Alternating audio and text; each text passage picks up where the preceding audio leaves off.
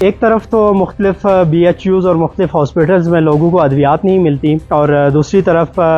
یہ کیا جاتا ہے کہ ان ایکسپائر ادویات کو جو لوگوں کو نہیں دی جاتی، ان کے استعمال میں نہیں لائی جاتی، جن کا سٹاک رکھا جاتا ہے، جب وہ ایکسپائر ہوتی ہیں تو ان کو جلا دیا جاتا ہے۔ یہ میں کوئی فرضی کہانی نہیں بیان کر رہا، بلکہ یہ میں رولاکوٹ کے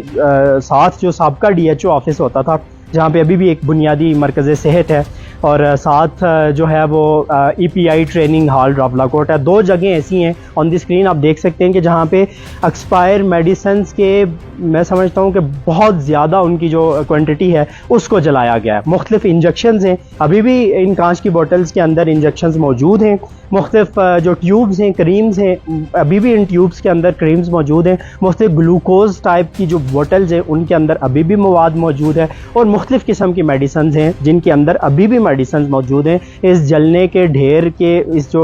ڈھیر کو جو جلایا گیا اس کے بعد بھی ان میں وہ ساری چیزیں موجود ہیں۔ بتانے کا مقصد یہ ہے کہ ایک طرف لوگ میڈیسنز کے حصول کے لیے آپ جب بھی جہاں کہیں پہ بھی جاتے ہیں کسی سرکاری مرکز صحت کے اندر، چاہے وہ ہسپتال ہے یا بیسک ہیلتھ سینٹر ہے یا پھر کوئی اور سینٹر ہے، تو وہاں پہ آپ کو ایک پرچی تھما دی جاتی ہے کہ آپ جا کے یہ پرائیویٹ سٹور سے پرچیز کریں۔ لیکن یہاں پہ عالم یہ ہے کہ ان مراکز کے اندر جو چیزیں ایکسپائر ہوتی ہیں تو پھر ان کو اٹھا کے یہاں پہ لا کے جلا دیا جاتا ہے۔ لیکن جب یہاں پہ پہنچا تو عملی طور پہ آپ کو بھی دکھا رہا ہوں، آن اسکرین پہ آپ دیکھ سکتے ہیں۔ سوال یہ ہے کہ ان سے پوچھے گا کون؟ سوال یہ ہے کہ یہ سوال جو میں آپ کے سامنے رکھ رہا ہوں، ان کا جو چہرہ جو آپ کے سامنے میں نمایاں کرنے کی کوشش کر رہا ہوں، اب کیا ان کو کوئی اس پہ باز پرس بھی کی جائے گی؟ کیا ان سے کوئی پوچھے گا کہ ایک طرف ہسپتالوں کے اندر لوگوں کو ادویات نہیں مل رہی اور اس وجہ سے وہ اپنی بیماری کا عرصہ کاٹنے میں مجبور ہیں، اس کا علاج نہیں کروا پاتے، تو دوسری طرف آپ یہ جو میڈیسنز کے بڑے بڑے تھیلے جب آپ کے انہی سینٹرز کے اندر ایکسپائر ہوتے ہیں تو آپ ان کو جا کے جلا دیتے ہیں۔ یہ بڑی تشویشناک صورتحال ہے،